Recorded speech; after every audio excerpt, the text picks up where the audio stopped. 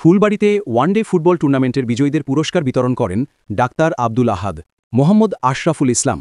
দিনাজপুর থেকে পাঠানো তথ্যচিত্রে বিস্তারিত। দিনাজপুরের ফুলবাড়িতে ওয়ান্টেড ফুটবল টুর্নামেন্ট অনুষ্ঠিত হয়। ১৬ অক্টোবর বৃহস্পতিবার রাজারামপুর ফুটবল একাডেমি কর্তৃক আয়োজিত ৮টি দলের অংশগ্রহণে একদিনে জমজমাট ফুটবল টুর্নামেন্ট অনুষ্ঠিত হয়। ফুলবাড়ি উপজেলার রাজারামপুর হাইস্কুল মাঠে ফুটবল টুর্নামেন্টের প্রথম খেলা শুরু হয় সকাল ১০টায়।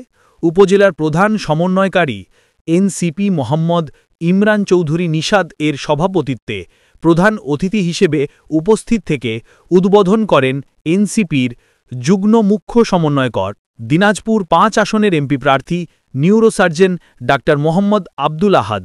উদ্বোধনের সময় অন্যান্যদের মধ্যে উপস্থিত ছিলেন Mohammad Roni Chowdhury, national director of development, 1000 days hospital and diagnostic centre. উক্ত প্রীতি ফুটবল টুর্নামেন্ট খেলা শেষে টুর্নামেন্টের ফাইনাল খেলায় অম্রবাড়ি ভাই ভাই একাদশকে ৩-৪ গোলে রাজারামপুর ফুটবল একাডেমি পরাজিত করে চ্যাম্পিয়ন হয়। বিজয়ী দলকে পুরস্কার বিতরণী ও কুইজ প্রতিযোগীদের মাঝে পুরস্কার তুলে দেন। উক্ত পুরস্কার বিতরণে বিশেষ অতিথি হিসেবে উপস্থিত ছিলেন উপজেলা নির্বাহী অফিসার মোহাম্মদ ইসাহাক আলী, ফুলবাড়ি থানা অফিসার ইনচার্জ AKM খন্দকার, মহিবুল ইসলাম সহ ৮টি টিমের খেলোয়াড়বৃন্দ। অংশগ্রহণের পাশাপাশি এনসিপি দলীয় সদস্যগণ সহ প্রিন্ট ও ইলেকট্রনিক্স মিডিয়া সাংবাদিকগণ উপস্থিত ছিলেন।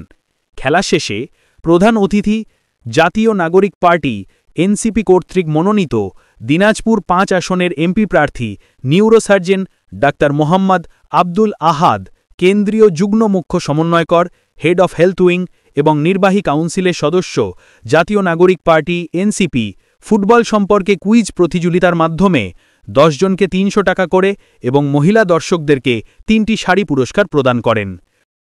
আপনারা আইডেন্টিফাই করে দিলে ওনারা কিন্তু খুব সহজে শেষ করে তাকে শাস্তি বিধান করতে পারবে। আরেকটা বিষয় হচ্ছে, আমরা যারা ইয়াং গ্রুপ, আমরা যারা রাজনীতি করতে চাই বা রাজনীতি নতুন একটা রাজনৈতিক বন্দোবস্তের কথা বলছি, আপনারা দেখবেন আপনাদের নিয়ে আমরা স্বপ্ন দেখি। আমাদের যারা সিনিয়র আছেন তারা পরামর্শ দেবেন, কিন্তু এক্সিকিউশনের দায়িত্ব কিন্তু ইয়াং গ্রুপটারই হওয়ার কথা।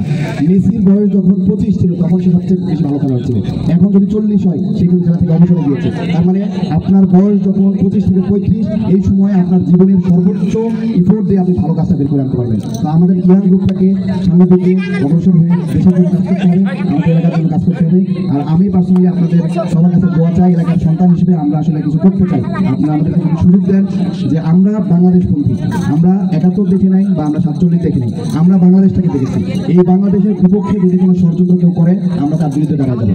এই বাংলাদেশের যে চুক্তিগুলো হয় সেই চুক্তিগুলোর যদি কোনো সরকার বিপক্ষে চুক্তি করে তাহলে আমরা তার বিপক্ষে দাঁড়ায় যাবো।